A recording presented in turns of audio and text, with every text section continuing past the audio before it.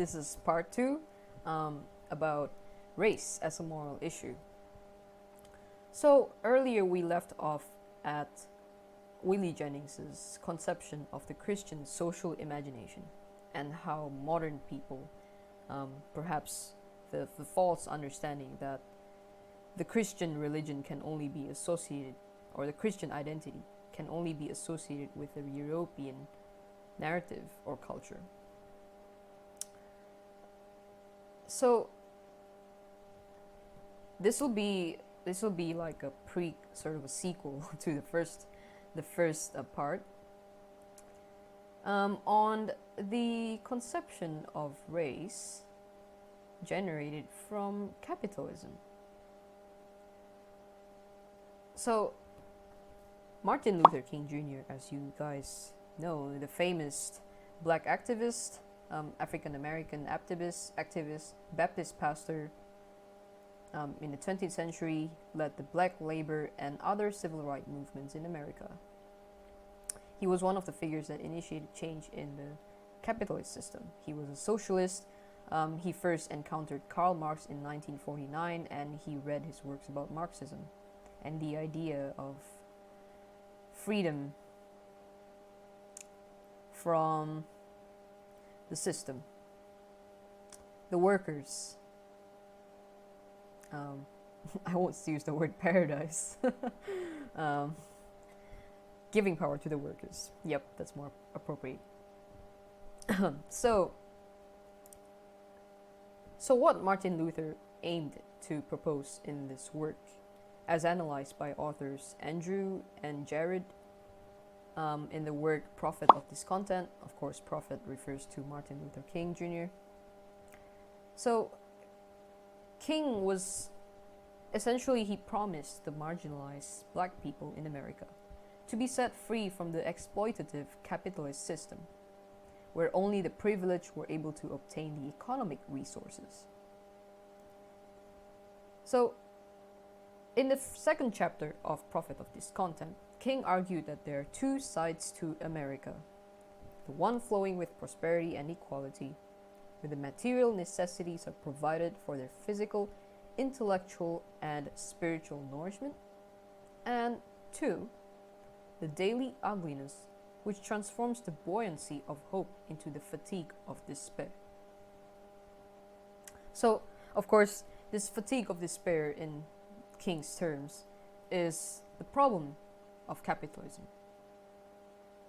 He noticed the overarching capacity of capitalism, which affected the labor rights and the dignity of the Africans in America in the 20th century, where they had to be put into harsh conditions, poor conditions, poor hygiene, just pushed to work to serve this dominant, always European capitalist system.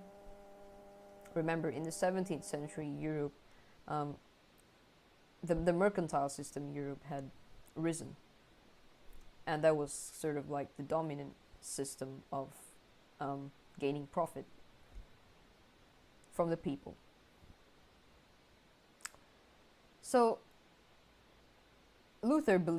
King believed that by dispelling capitalism and promulgating radical socialism, it would aid in reconciling the historical tension between the blacks and the whites ultimately. But this doesn't mean that King wanted to eradicate the European narrative. He's different to Jennings in the sense that he actually owes his ideology formation, his formation of political ideology from Karl Marx and dialectics from Hegel, the philosopher Hegel, although I don't have a reference on whether King was originally he was educated in Hegel. I don't know. So according to Karl Marx, racial capitalism represents the value in motion. So this value comes in the form of a commodity, where the exchange of money conceals a social relation. In a sense, Marx claimed that the coordination of human labor and activity, which King labeled as an inescapable network of mutuality, operates under the logic of capital accumulation. In other words, the consistency within the market run by the black laborers would aim to serve the American capitalist system, potentially absorbing their spirit, treating them as commodities. So yes, in this sense, racial capitalism is connected to radical socialism. It plays opposites. It gains friction with radical socialism.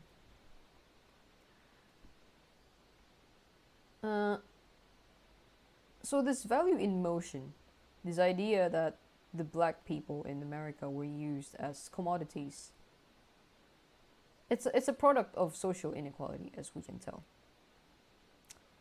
In order to reinforce the power of the capitalist system, rather than expanding the social and economical network of the laborers, it is the elites who acquire more power to the extent of sapping the laborers' dignity. So the concept of race now becomes a byproduct of an assimilation to the dominant economic power or structural pillar in capitalist societies. It's always assimilation, some sort of another form of emulation of Christ, the supersessionistic view that true economy, divine economy, can only be fulfilled by sacrificing the value of those who took part in this formation of the system. In the sense, that system was an emulation of the crucifixion as well.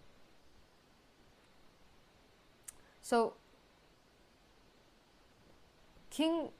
we're gonna look at King now. So his vision of society was parallel to Christian humanism, or a liberal theology, or liberation theology for that matter. It demonstrates that one has to apply faith through the involvement of political affairs, including the aid of the oppressed. Now,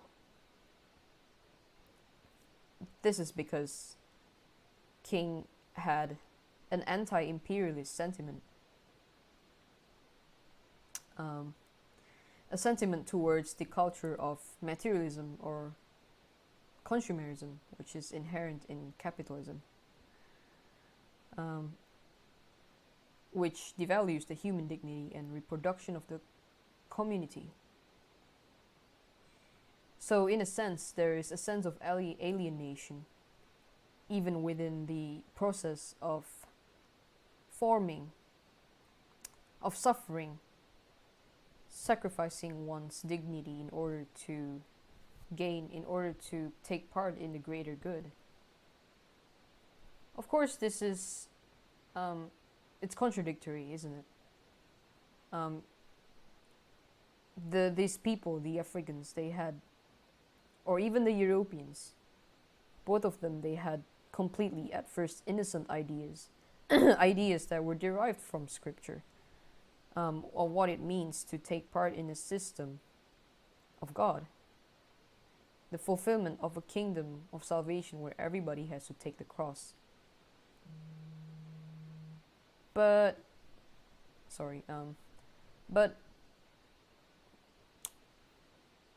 for the Europeans, their vision of attaining salvation is achieved by dominance. Now, I'm not generalizing here. I'm making a statement from what I can analyze in the work. This is not necessarily my true opinion. So their vision of salvation is through the domination, control, and the eliminating of the practices of these people. of the Africans. So how does this relate to race as a moral issue? Now, not only that there is a confrontation to the dignity of the person, it also reduces the person into a behavioral system where they are supposed to act into a certain way. Just laying low, becoming passive, and saying yes to everything that's being provided to them. Like, for example, in this sense, the system. You can only gain profit if you work for us. There's sort of like that. It's like what Jennings said earlier, the formality and strangeness of speech and demeanor in the interaction of the Europeans and the Africans, or the Jews for that matter. But so when a person or a collective set of peoples when their behavior is reduced into this single system, they were only allowed to act within the constraints of that system. Now, it opposes King's vision that the blacks were able to, make their voice. They have to make a voice, according to King, after their long history with slavery.